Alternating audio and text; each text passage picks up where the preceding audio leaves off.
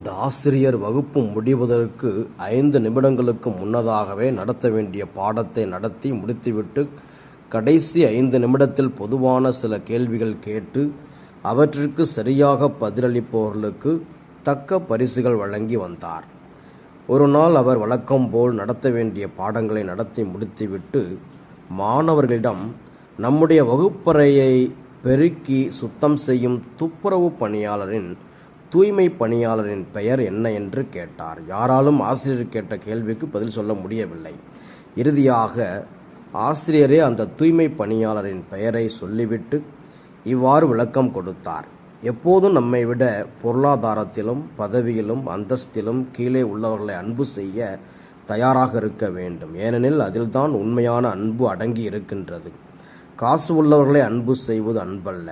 கடைசி நிலையில் உள்ளவர்களையும் யாராலும் அன்பு செய்யப்படாத மனிதர்களையும் அன்பு செய்வதுதான் உண்மையான அன்பு.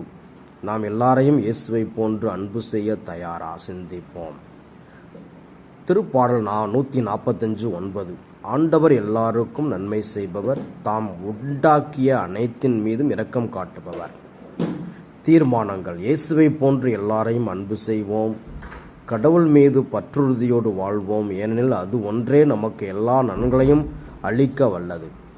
கடவுளை விட்டு விலகாமல் அவரை ஆர்வத்தோடு தேடுவோம். சில சமயங்களில் பிற மகத்தவருக்கு இயேசு கிறிஸ்துவின் மீது இருக்கும் நம்பிக்கையை விடவும் பாரம்பரிய கிறிஸ்தவர்கள் என்று மாறுதட்டி கொள்ளும் சிலருக்கு குறைவாக இருக்கின்றது என்று எண்ண தோன்றும். இயேசுவின் காலத்திலும் சரி, அதற்கு முன்பும் சரி, யூதர்கள் கடவுள் மீது கொண்டிருந்த நம்பிக்கையையும் பற்றுறுதியையும் விடவும் பிறவினத்தார் கடவுள் மீது கொண்டிருந்த நம்பிக்கையும் பற்றுறுதியும் மிகவும் அசாதாரணமானவை. அதற்கு சான்றாக இருப்பவர்தான் இன்றைய முதல் வாசகத்தில் வரும் நாமான்.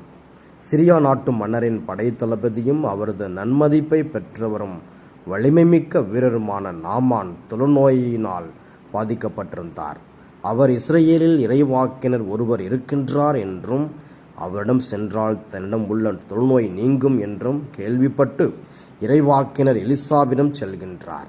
இறைவாக்கினர் எலிசாவோ தன் பணியாளர் மூலமாக அவரிடம் யோர்தான் ஆற்றில் 7 முறை மூழ்கி எழச் சொல்கின்றார். தொடக்கத்தில் இதற்கு அவர் தயங்கினாலும் பின்னர் அவர் இறைவாக்கினர் எலிசா சொன்னது போலவே செய்கின்றார். இதனால் அவரது உடல் ஒரு சிறு பிள்ளையின் உடல் போல் மாறுகின்றது. இதனால் அவர் இஸ்ரேலை தவிர வேறு எங்கும் கடவுள் இல்லை என்று சொல்லிவிட்டு போகிறார். இறைவாக்கினர் எலிசாவின் காலத்தில் இஸ்ரேல் மக்கள் பாகால் தெய்வத்தை வழிபட்டு வந்தார்கள். 1 அரசு 18:21.